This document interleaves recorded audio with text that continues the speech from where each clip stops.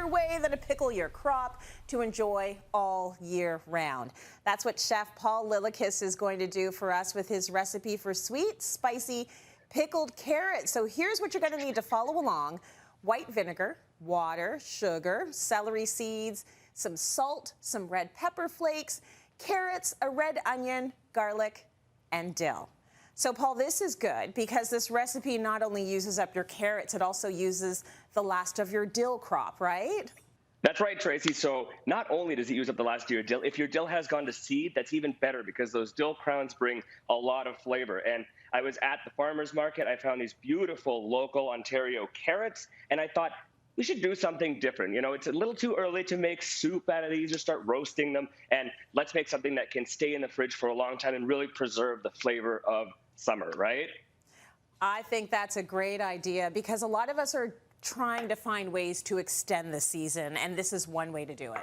And it starts with the brine. So into a pot, I've already added 3 parts white vinegar and 2 parts water. So it is quite acidic, and I've brought those to a boil. And now we're just going to add some flavoring. So I'm adding some white sugar, about a 1/4 cup. That'll add the sweetness, and some sea salt. Don't use iodized salt or table salt because that will give the brine a very strange flavor. Use sea salt for this. Now I'm also going to add celery seeds and some red pepper flakes to add a little bit of flavor and, of course, that heat. And that's all there is to it. I'm just going to stir that, and you basically just want to make sure that the sugar and the salt have completely dissolved. So we're going to give that a second. And now we're just going to process our carrots. So I've peeled them. This is an important thing. I don't always peel my carrots. Sometimes when I'm roasting, I just leave it on. But in order for that brine to really penetrate them, you want to peel them. And all you have to do is stuff your jars. So this recipe makes enough for 2 jars. And I'm just going to start putting those carrots in. If you wanted to try this with other vegetables, can you? And which ones would you recommend? You could do this with asparagus. You can do this with green beans. You know, basically anything that you'd see on a Bloody Mary or a Caesar garnish, you can do this with. And I also like to add in onions, but they too become a pickle. And it doesn't get much easier than this. Just rip off a big hunk of dill. You know I'm a huge dill fan, and they wouldn't be pickles without dill and garlic. So I've smashed up a few cloves here, and I'm just going to stuff them in.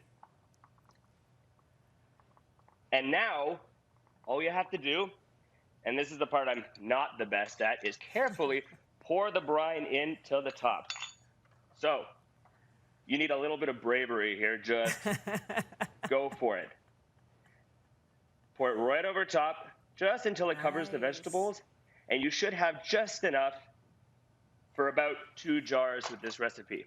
And now I'm going to let these totally cool, put the lid on, put them in the fridge, and then I want to leave them for about 24 to 48 hours at least.